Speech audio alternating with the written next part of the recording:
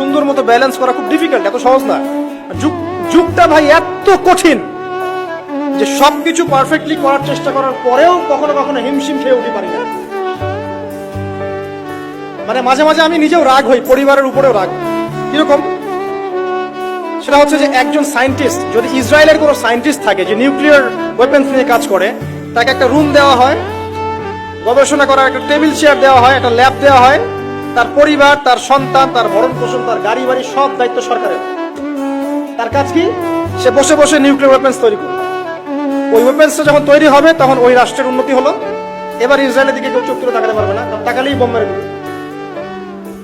আর আমরা যারা দিনের কাজও করি, অনেক সময় দেখা যায় আলেম বা মুফতি বা মুহাদ্দিস বা দায়ী, এবার তাদেরকে বাজার করতে হয়, পরিবার মেনটেন করতে হয়, সন্তানের লেখাপড়া দেখতে হয়, তাদেরকে অডিয়েন্স ডিল করতে হয়, মিডিয়া ডিল করতে হয়, মানুষের সমালোচনা অ্যান্সার করতে হয়। কাজের শেষ নেই, মাথা খাটাতে খাটাতে আপনি টায়ার্ড। অথচ উচিত ছিল এই মানুষটাকে রিল্যাক্সে রেখে দেওয়া। আপনার কাজ শুধুমাত্র দিনের জ্ঞান অর্জন করা, বড় বড় ডিগ্রি সার্টিফিকেট অর্জন করা, গবেষণা করা, আলেম ওলামার সোহবতে যাওয়া, কিছু লিখা, কিছু বলা, যাতে ন্যাশনাল উপকৃত হয়। এরকম সুকুনের পরিবার কয়টা আছে আলেমদেরকে জিজ্ঞাসা করে। আমার ধারণা যে বেশিরভাগ আলেমেরই এরকম পরিবার নাই। এই কারণে অনেক বড় বড় স্কলার মাঝপথে ঝরে পড়ে, অনেক বড় বড় আলেম মাঝপথে ঝরে পড়ে। আর আমাদের এই ফিতনা সৃষ্টিকারী পরিবারের সদস্যরা এগুলো বুঝতে চায় না। তারা বুঝতে চায় না ওদের দায়িত্বটা কি। তাদের দায়িত্ব হচ্ছে ওই ব্যক্তিকে সাপোর্ট করা পিছন থেকে, যে আল্লাহর দ্বীনের পথের একজন দায়ী, একজন মুবাল্লিগ, একজন আলেম, একজন ফকিহ।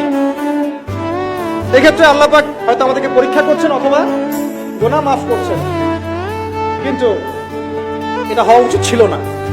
যারা দ্বীনের পথে কাজ করবে তাদের পরিবারটা হবে সেই রকম যেন পরিবার থেকে কোনো প্রেশার তার মধ্যে না আসে, মানসিকভাবে সে যেন স্ট্রেস না পায়, রিল্যাক্সে সে দিনের কাজ করতে পারে। দেখবেন তার দ্বারা লক্ষ লক্ষ কোটি কোটি মানুষ উপকৃত। এই জন্য অনেক, এটা ঠিক বলেছো ভাই, এই জন্য অনেক বড় বড় মুহাদ্দিস ছিলেন যারা কিন্তু আসলে কোনোদিন বিয়ে করেন নাই।